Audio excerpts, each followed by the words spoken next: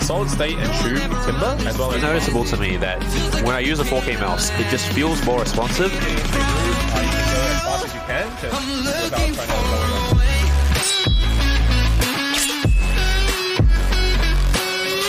Welcome back to another video. Today we're looking at the Vaxee NP-01 wireless 4K. Big thanks to Vaxee for sending this out to me. They also sent a PB mousepad, but we can talk about that in a separate video. This is my first experience with Vaxee mice over an extended period of time, and in the past I've only ever briefly tried their wired models that other players would bring to LAN events. So I was pretty excited to see how I'd like the NP-01 wireless here, knowing that this also weighs more than all mice that I've genuinely mained over the past couple of years since the release of the Superlight. In addition, Vaxee stuff went off sale for the APAC region for quite some time, with Australia and New Zealand also included in that suspension, but thankfully they have now reopened orders at least to Australia, New Zealand and the Oceanic region. So the quick summary of the NP-01 wireless is that this is definitely a top tier mouse, and against all odds of my previous bias towards lighter mice, the NP-01 wireless, even at a heavier weight, is still something that played excellent and I can recommend, but also somewhat conditionally. So the NP-01 comes inside a plain box. Now opening the box up, you would be greeted with the mouse, the receiver, and a USB-C cable. Not much else really, very minimal stuff and packaging. Now one thing to note is that the mouse and the 4K receiver and the cable all have this claw entry thing, similar to how the GPX charging was designed. Now sure, it does provide a little bit more strength so that the USB-C connectors don't break, but it really isn't necessary if you were to ask me. Now thankfully, the plug itself is flat on the receiver, and it isn't too deep into the mouse, so you can still use other USB-C cables with it, and I've really just been using this Pulsar cable, as I can freely change between my X2H and the NP-01 wireless just by switching the receivers around. Now speaking of receivers, Vaxee has also included their 4K receiver as a stock receiver, so you don't have to go and purchase this separately, which is good. Although, you could always buy one individually should you have a wireless Vaxee mouse before they release the 4K receiver, such as the Vaxee XE or the NP-01S wireless. Moving into build quality. This pretty much needs no mentioning. This is a Vaxee mouse, one of the best to exist, and that doesn't change here either. The entire mouse just feels extremely sturdy and premium, as it should with all that extra weight, which I assume is for structural strength. Now, some people have reported pressing on the sides has caused the side buttons to click, but that is definitely not the case for me. Coating on the Vaxee mouse is another thing that surprised me a little. It's a very high quality coating, but still not as good as some others for my hands. I like my coating grippier and stickier, and this is something that the Pulsar and Zowie coatings have always done excellently. The new Pulsar coating is still my favorite of all time, and becomes extremely grippy, especially once there's a bit more moisture or hand sweat. The Vaxee, on the other hand, feels a little bit more dry and slippery, despite being extremely high quality and smooth to the touch. Now, I'm sure some of you out there will absolutely adore the Vaxee coating, and your skin and sweat levels probably contribute quite a bit towards what kind of coating you'd enjoy more. Now going into sensor and placement, the Vaxee NP-01 wireless uses a 3395, nothing more to be said. The sensor placement upon initial examination looked too far back, but this wasn't actually the case during use. Due to the shape of the mouse and where you're forced to grip, the sensor placement actually works as intended. Now, while this could still be improved by moving it forward a little bit more in my opinion, there are no issues with the use as it is now. Clicks are a huge win for the NP-01 wireless here as well. The mouse still features mechanical clicks rather than opticals, and has a slightly higher click latency as measured by other reviewers like How's Gaming. Now, I haven't noticed this to be an issue at all during usage, obviously. There is little to no click wobble at all in my experience, and this is a top point of praise for me, because I like to press down very hard into the mouse, and most other mouse I've used in recent times, including the X2H here, have a lot of grinding / wobble when pressed down heavily. The NP-01 here just feels extremely consistent and reliable on the clicks, making click timing really good. Now, weight and distribution is probably a main talking point about this mouse. So aside from the more objective things, I'll also talk about my user experience a bit more. The NP-01 weighs in at 72 grams, making this the second heaviest mouse I've reviewed, a bit below that of the Zowie EC2CW. While it feels noticeably heavier and denser when you pick it up, the overall distribution is still pretty evenly balanced. Now then, does the weight really matter? Well, yes and no. First of all, I will say here, I wouldn't recommend this for playing fast-paced tracking games such as Apex and Overwatch, where you're constantly aiming and swinging your mouse around. I really do think that a lighter weight mouse provides a big advantage in those, even if there is a tiny bit of sacrifice elsewhere, such as shapes or clicks and etc.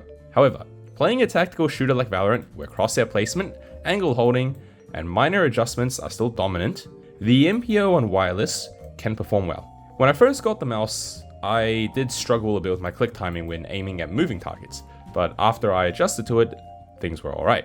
What significantly improved was my stability and angle holding, as you'd expect. Systematic clearing of sights, pre-aim, and all the other things associated with stability went up so much because any micro jitters I'd have with my own mouse control also reduced, and all my shots felt extremely crispy with godly crosshair placement. Where I struggled the most, and still do, is with the micro adjustments, particularly in usage of abilities like jet knives, where I feel like I lost my ability to actually micro adjust using them. Instead, if I didn't pre-aim at the head properly, or say I updrafted and the angles are weird, I would no longer be able to hit headshots with knives and only do triple body unless I already hit them on the head with my first initial blade. Now, another thing to note is that I've been using the 414 Aero as my main mousepad, which is one of the fastest cloth pads there are on the market, and that definitely helps make the heavier weight feel easier to work with. I struggled a lot more going to slower pads with the NP-01, and so, in short, there are pros and cons to moving up in the weight. I do think anything heavier would really be pushing the limits of usability, and reducing weight on the NP-01 definitely is the way to go forward. Now, speaking of skates and replacements, now I've been using the stock Vaxee skates, and they actually work really well on the 414 Aero. During a bit more hot and humid times, I did have to occasionally wipe them, but all in all, it was fine. I still think I will replace them soon. Now, as for the skate design itself, the design is excellent on the NP-01 wireless, and I think this is ideal sizing for performance. It's not too big, it's not too small, one front, one center, one back. This is how it should be. Now, another thing to note on the NP-01 is that this mouse doesn't really have a software. You have to operate it via the buttons down the bottom, and their manual tells you everything you need to know about that, but having no software or drivers seems to be a decent feature that's working out for them as well. Lastly, we move to shape and comparisons. The shape of the NP-01 is unique, and I don't think there is anything else really similar to it, aside from the NP-01S obviously, but that doesn't really count. It's an ergo that isn't very ergo, and it felt extremely awkward to hold when I initially got it. As I got used to it, I started to see how people enjoyed its performance.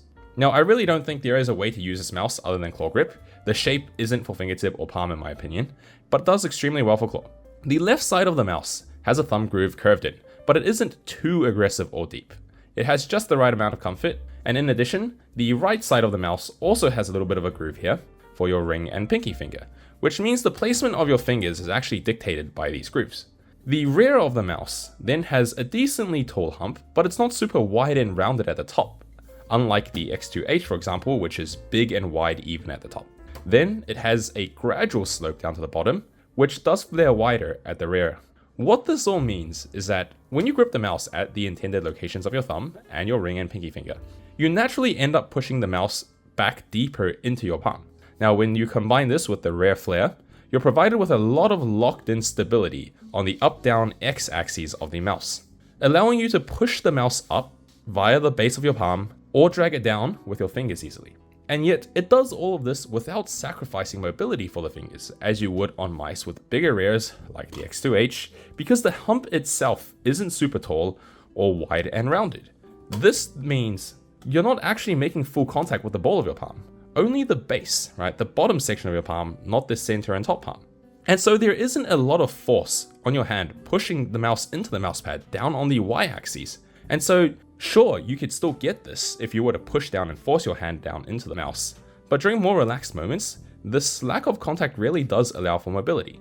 The click height is also perfect for where the index and middle fingers are placed, and the slightly taller click height towards the front causes the ball of your palm to be a bit more elevated, and that's why you're not making full contact. So overall, the shape of the mouse is that of a love-hate relationship, and only you will know if you will like this locked-in feeling or you don't. And obviously the enforced claw grip.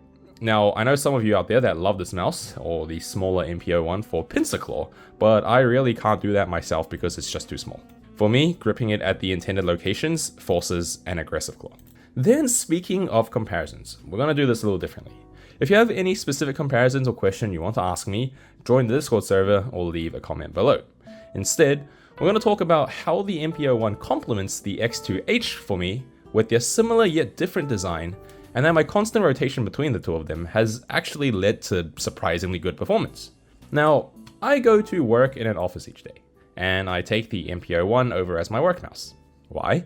Because this means by the time I come home, I spend a whole day moving around a heavier mouse while also forcing myself to use somewhat of a claw grip rather than lazing fingertip, because when I'm at work and I don't really want to hold my mouse too aggressively to click on things, I just do this, right? Just claw grip, just fingertip and swing it around. You don't need precision, accuracy, whatever.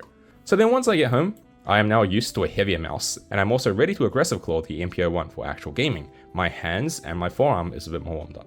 Now I'll do the same if it was a weekend and I just hopped on my computer in the morning, swinging around a heavier mouse, more aggressive, gets me ready to play games.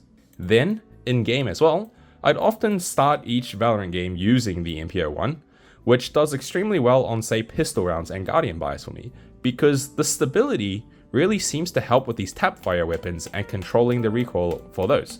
It also helps with the fact that when you hop on and you're less warmed up, you're often faced with lower control and stability issues, which the NP-01 helps to overcome. Then after a few rounds, I am ready to aggressive claw, my aim is good, I switch to the lighter X2H, and all of a sudden it feels like I can freely aim and hit everything. Now not only does the change in weight make aiming with the X2H feel effortless, the more aggressive claw on the NP-01 also gets your hands aggressively clawed and your forearm ready with enough tension. And that's what makes the X2H feel really good as a slightly more relaxed but still aggressive claw mouse. Right, the NP-01 wireless is definitely more aggressive than the X2H is for my grip. From there on, it's just change between the mice every once in a while, depending if I'm feeling like I'm losing stability, if I'm shaking a little, or vice versa, and changing between the mice has actually helped. The best aspect is that the sensor placement of the two mice are extremely similar relative to where you'd grip, and so I actually have no issues switching between them, because different sensor placement is often the biggest issue with switching between mice initially. Your micro adjustments are all off, your recoil controller's off. But for these two, they actually seem to be very, very similar. And so I have no issues there. Now, do I actually recommend you guys to switch mouse between games or even rounds? Not really, as this is more likely to do harm than good. But in this case, the specific combination of mice seems to have worked for me. Both are better when I aggressive claw them. Both have a similar kind of sensor placement. One is heavier, and so when I switch to the lighter one, it feels like I can aim. When I'm starting to shake, the heavier one seems to help. And so that's why I've decided to talk about it. I still main the X2H significantly more, but I do bring out the NP-01 wireless as well, at least once a day when I'm playing, just as a reminder. So then who should buy the wireless NP-01 here? Well, if you previously enjoyed the wired NP-01, then this is obviously a no-brainer. Also, if you have stability issues with your aim, then this could also be the way to go. Otherwise, you could consider reducing your sensitivity, training yourself to aim better, and those things. I think the NP-01 wireless here is easily a top-tier mouse that I can recommend to all claw grippers, but at the same time, this is a very conditional recommendation, such as you play TAC FPS, use a fast pad, and such. Once again, huge thanks to Vaxee for sending out this mouse to me. I am both extremely surprised and happy with how my experience has turned out, and I'm going to continue to use this mouse going forward. So yes, this is actually a mouse I will recommend a lot. I am going to put this into the rotation, and I'm not one that usually rotates mice. Right. I look forward to trying more Vaxee products in the future, and I'm extremely excited for when the actual lightweight versions of the Vaxee mice are released. Until then, see you guys in the next video.